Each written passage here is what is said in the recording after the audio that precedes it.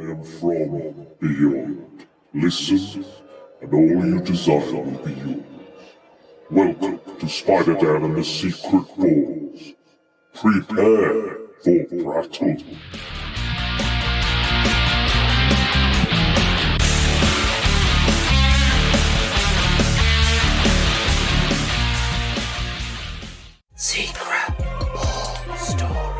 Welcome to Prattle World. I'm your host, the ever-amazing, ever-spectacular Spider-Dan, and in this podcast, I spotlight entertainment's best-kept secrets that a mainstream audience may find boring.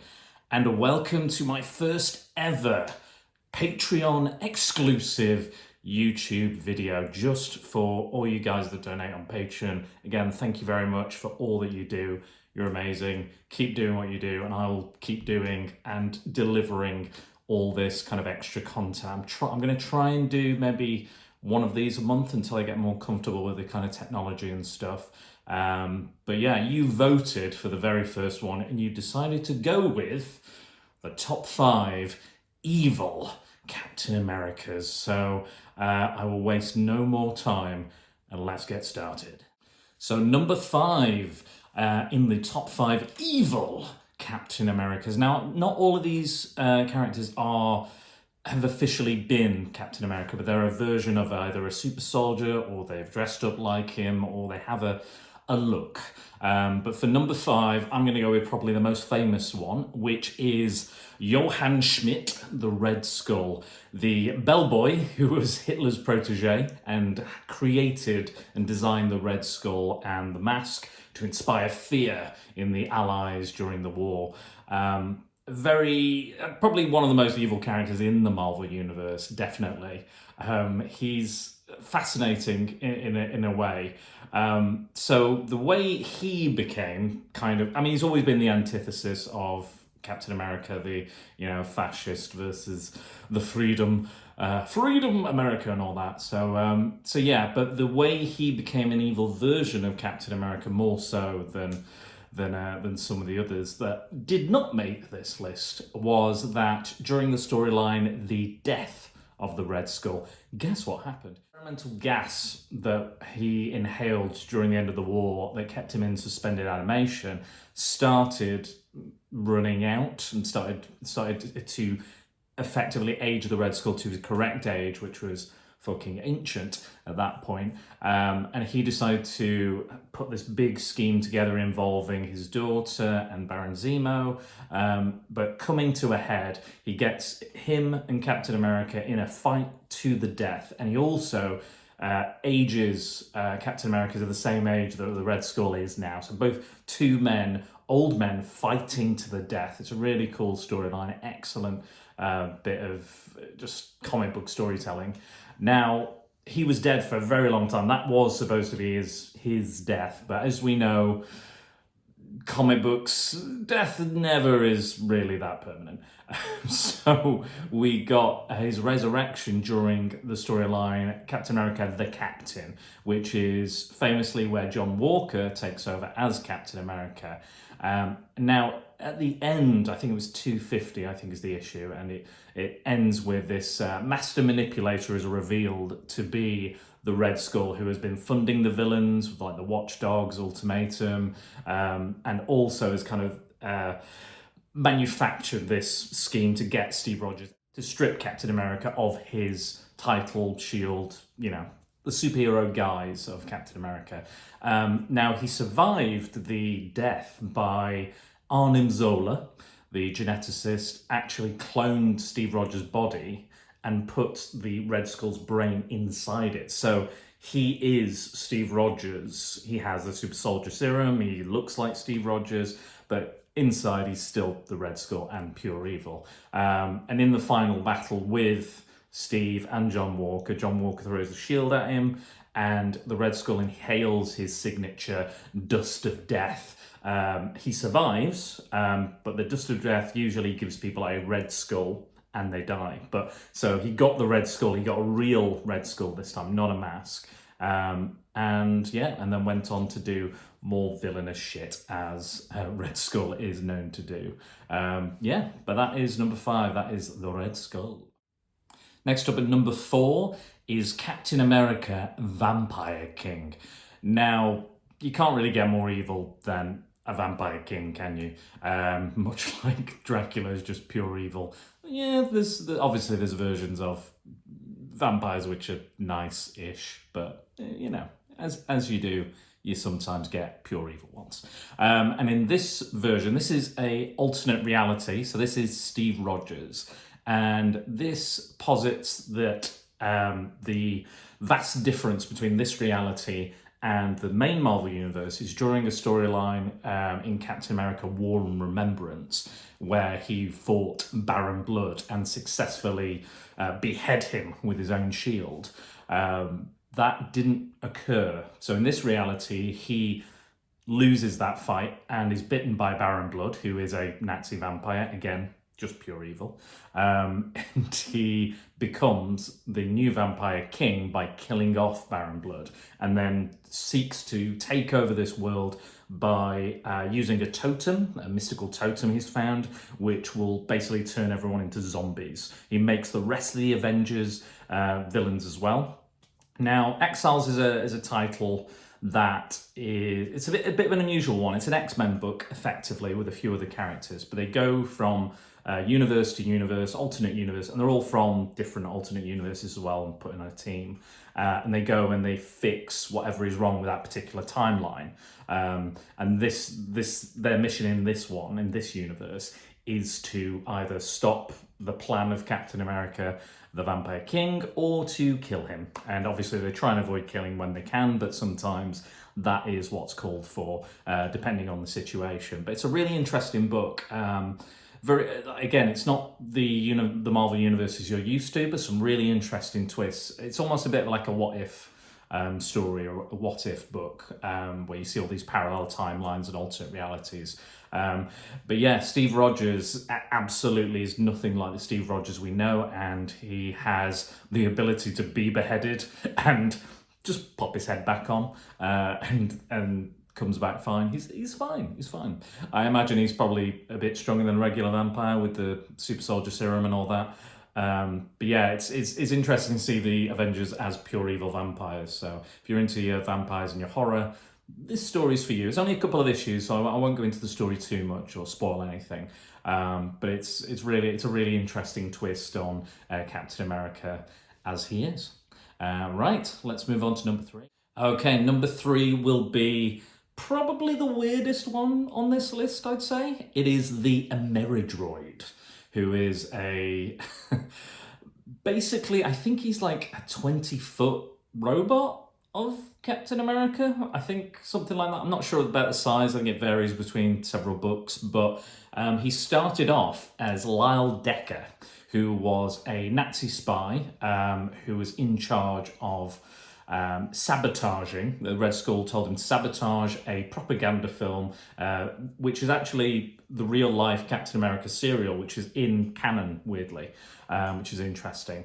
And this story, in a way, is actually a retcon of a mistake in the continuity. So in the continuity, Bucky and Steve went down over the English Channel just prior to the end of the war. However, the Avengers found Steve in Newfoundland, or Newfoundland, however you pronounce it. It's just off the coast of there, and that obviously wouldn't happen. So this story is set kind of during that time. So Captain America and Bucky managed to kind of foil his plan, to sabotage this movie, because Cap becomes the stunt guy, has to replace the stunt guy. It's really weird and fun, this story. I do recommend it. And then after that, after the war, he goes down, and then he's retrieved and revived by Lyle Decker, who is intending to steal his abilities and his battle prowess and put it in his own body at that point. So this is kind of like 1950 something.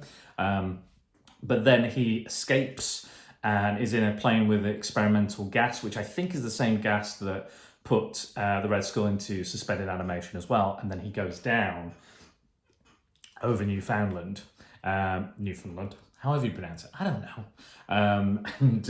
And then he comes out again, like in modern day, meets up with Lyle Decker again, who's still in the same area. And again, he doesn't want to transfer Cap's like his skills into his body, because Lyle Decker's body, because he's now an old man. So he decides to transfer the skills into a giant Captain America robot, and then transfer his mind into that as well, or maybe before and then. But yeah, it's a very interesting story, and again, he kind of realizes at the end, after all these years of fighting and trying to escape the Red Skull's wrath and trying to defeat Captain America and get that power, a bit power mad, power hungry, he realizes he's turned himself into a freak, effectively. I'm like, yeah, giant robot of Captain America. I'm sure that wouldn't be weird at all. But then he realizes how bizarre this whole thing is, and kind of just gives up and walks into the forest and goes, I'm just going to live out my own life. And Steve's like, yeah, you do that. You go and, at least you've overcome your madness.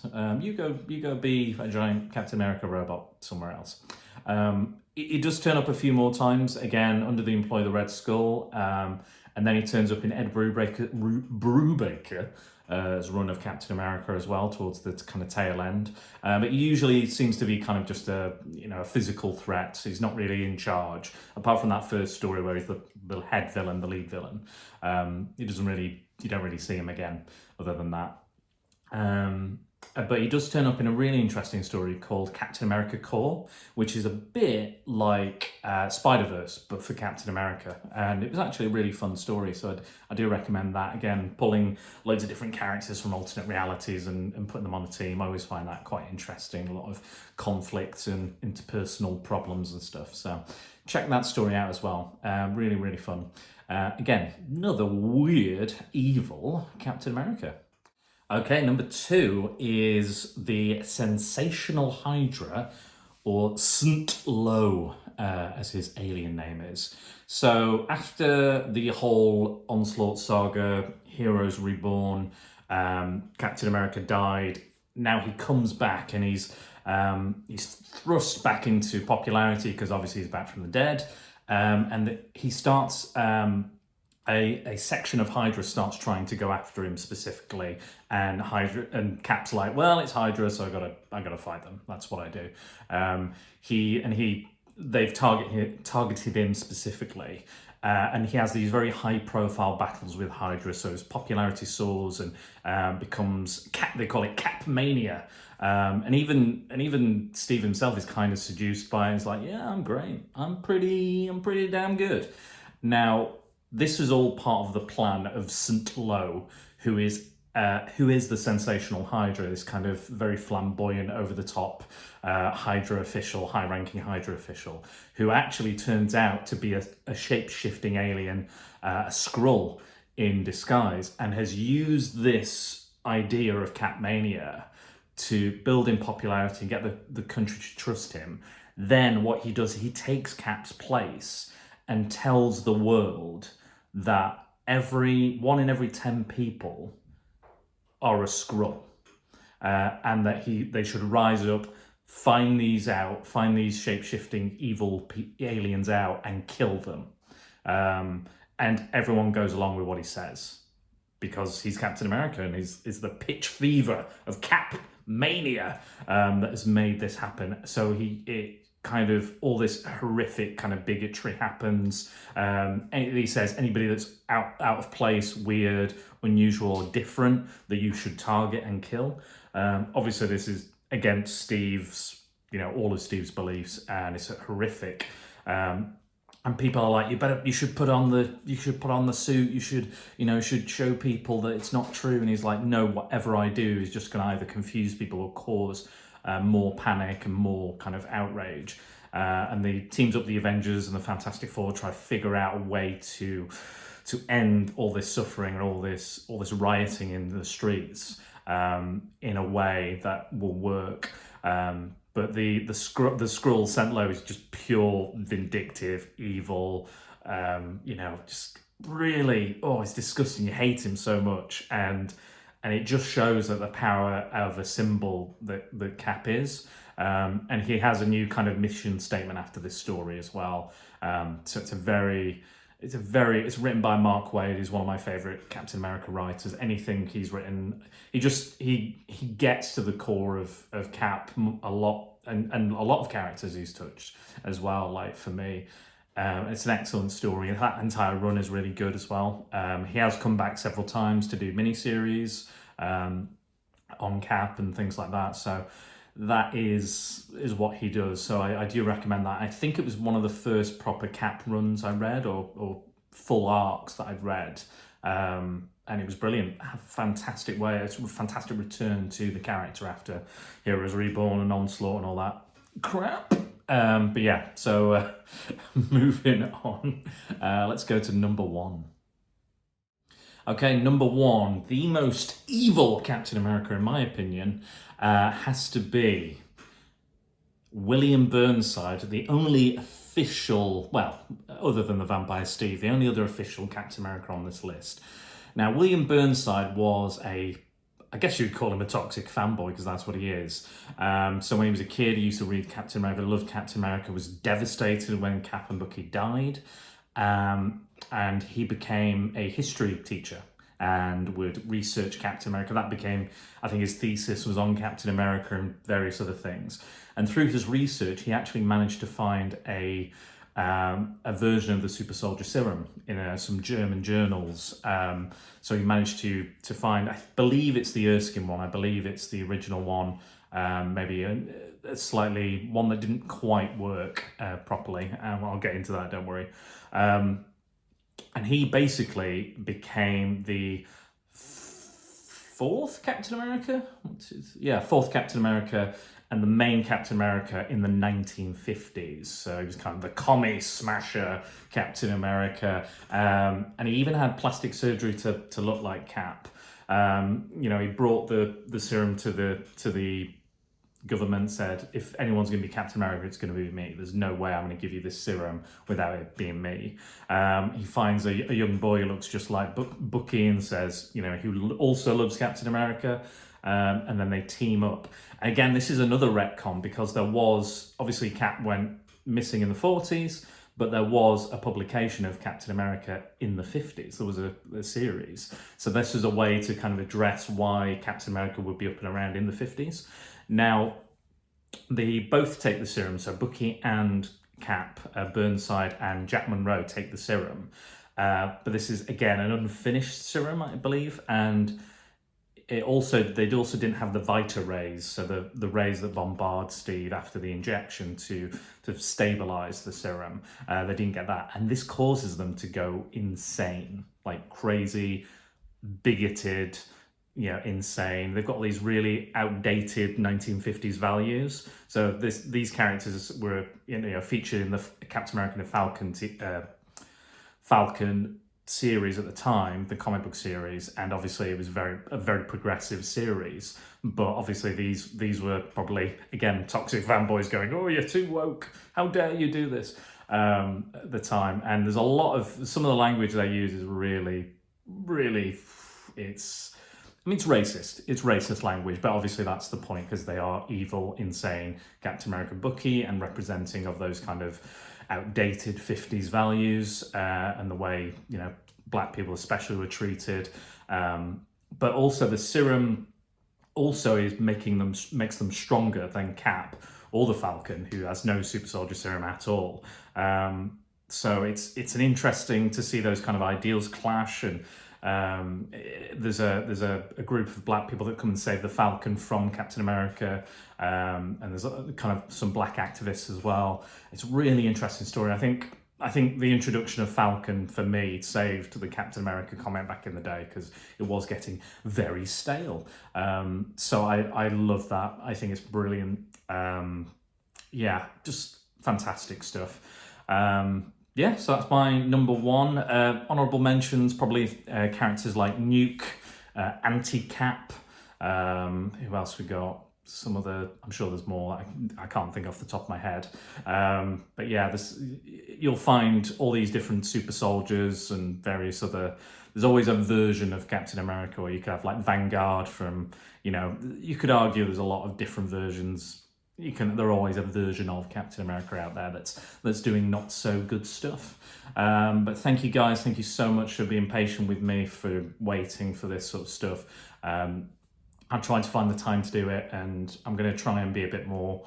You guys have been giving your money and you've not been getting that much, I don't think, from me. So I'm going to try a little bit harder and get more of these out for you, and that are specifically tailored for you. They're going to be unlisted on YouTube, so nobody else can view them unless you share the link with them or I share the link with them. They're not going to be available just for any old Tom, Dick and Harry. They're just for you guys and for all the money you donate, so I really do appreciate it.